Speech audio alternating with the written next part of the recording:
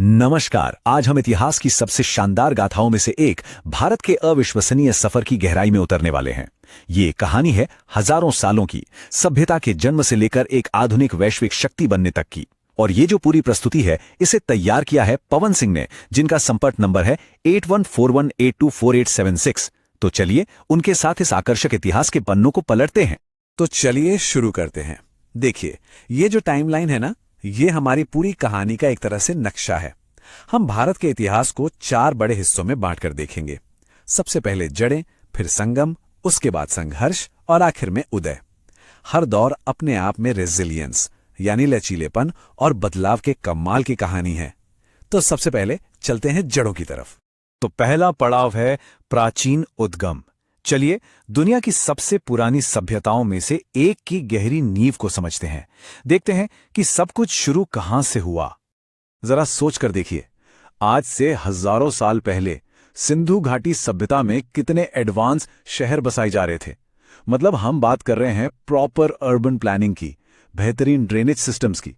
ये उस जमाने के हिसाब से किसी इंजीनियरिंग के अजूबे से कम नहीं था। सच में कमाल है। अच्छा, सिंधु घाटी सभ्यता के बाद कहानी आगे बढ़ती है और हम उस दौर में पहुंचते हैं जिसने भारत की सोच और सियासत दोनों की नींव रखी। इसी दौर में हमें शुरुआती हिंदू फिलॉसफी देखने को मिलती है और साथ ही ताकतवर राज्यों का उदय होता है। वही राज्य जो आगे चलकर सदियों तक इस पूरे सब कॉन्टिनेंट की शक्ल तय करने वाले थे। और फिर आता है महान साम्राज्यों का दौर।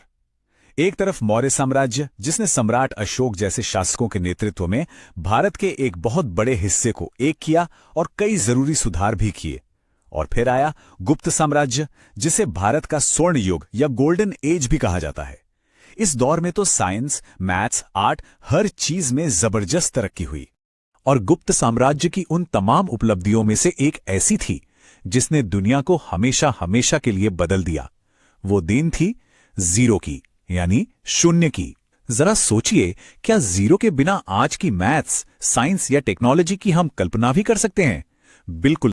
चलिए अब कहानी के दूसरे अध्याय पर चलते हैं, मध्यकालीन संगम। तो प्राचीन नींव तो पड़ चुकी थी। अब भारत में एक ऐसा दौर शुरू हुआ जहां अलग अलग संस्कृतियां एक दूसरे से मिल रही थीं और एक नया ही रूप ले रही थीं। और इस मिलाप को, इस संगम को समझने के लिए आर्किटेक्चर से बेहतर भला क्या हो सकता है? एक तरफ देखिए चोल साम्राज्य के बनाए हुए ये विशाल मंदिर, और दूसरी तरफ है मुगल काल की ये बेमिसाल कारीगरी। दो बिल्कुल अलग अलग स्टाइल, दो अलग परंपराएं जब ये मिलती हैं तो कुछ ऐसा ही नया और खूबसूरत बनता है। और सबसे दिलचस्प बात यह है कि ये संगम सिर्फ इमारतों तक ही सीमित नहीं था। नहीं, इसने तो पूरे कल्चर को ही एक नई शक्ल दे दी। आर्ट, म्यूजिक, यहां तक कि भाषाएं भी नई बनी, जैसे उर्दू, जो फारसी, अरबी और यहां की लोकल बोलियों के मिलने से ही तो बनी है। अब आता है कहानी का तीसरा अध्याय, औपनिवेशिक संघर्ष। संस्कृतियों का वो जो मिलाप चल रहा था, उस पर अब एक बहुत बड़ी चुनौती आने वाली थी, और वो थी यूरोपीय ताकतों का आगमन। देखिए, शुरुआत तो हुई थी व्यापार से, लेन देन से, लेकिन बहुत जल्द व्यापार की जगह ले ली सियासत ने और फिर कब्जे ने। पहले ब्रिटिश ईस्ट इंडिया कंपनी और फिर सीधे ब्रिटिश क्राउन ने यहां अपने साम्राज्य को फैलाना शुरू कर दिया। और यहीं पे हमें एक बहुत गहरा विरोधाभास, एक पैराडॉक्स देखने को मिलता है। एक तरफ तो ये दौर था जबरदस्त आर्थिक शोषण का, भयानक अकालों का, लेकिन दूसरी तरफ उसी समय अंग्रेजों ने रेलवे और एक एडमिनिस्ट्रेटिव सिस्टम जैसी चीजें भी शुरू की, जिनसे अनजाने में ही सही देश को एक साथ जोड़ने में मदद मिली। तो अगर आसान शब्दों में समझें तो ये एक ही सिक्के के दो पहलू जैसी कहानी थी। एक पहलू वो था जो देश के पैसे और संसाधनों को बाहर भेज रहा था, और दूसरा पहलू वो जो अनजाने में ही वो इंफ्रास्ट्रक्चर बना रहा था जो आगे चलकर एक आजाद देश के काम आने वाला था। और अब हम पहुंचते हैं कहानी के चौथे और आखिरी अध्याय पर, आधुनिक उदय। सदियों के संघर्ष के बाद आखिरकार इतिहास का पहिया आजादी की तरफ घूमा और एक बिल्कुल नए दौर की शुरुआत हुई। इस नई शुरुआत के दो सबसे बड़े मील के पत्थर थे।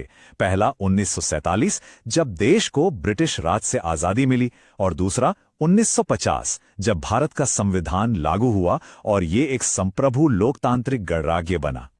आजादी मिलने के बाद अब सारा ध्यान था देश को अपने पैरों पर खड़ा करने पर, यानी राष्ट्र निर्माण पर।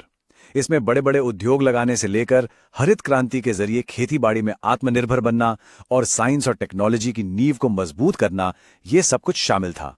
लेकिन जो असली टर्निंग पॉइंट था वो आया 1991 में, जब आर्थिक उदारीकरण यानी इकोनॉमिक लिबरलाइजेशन ने भारत की अर्थव्यवस्था के दरवाजे पूरी दुनिया के लिए खोल दिए। इसके बाद जो ग्रोथ हुई उसी ने भारत को आज की सबसे तेजी से बढ़ती बड़ी अर्थव्यवस्थाओं में से एक बनाया है। तो ये थी कहानी 5000 सालों के लचीलेपन, मिलाप और विकास की। सभ्यता के शुरुआती दिनों से लेकर एक ग्लोबल पावर हाउस बनने तक का ये सफर आज भी जारी है। भारत की ये गाथा अभी खत्म नहीं हुई है।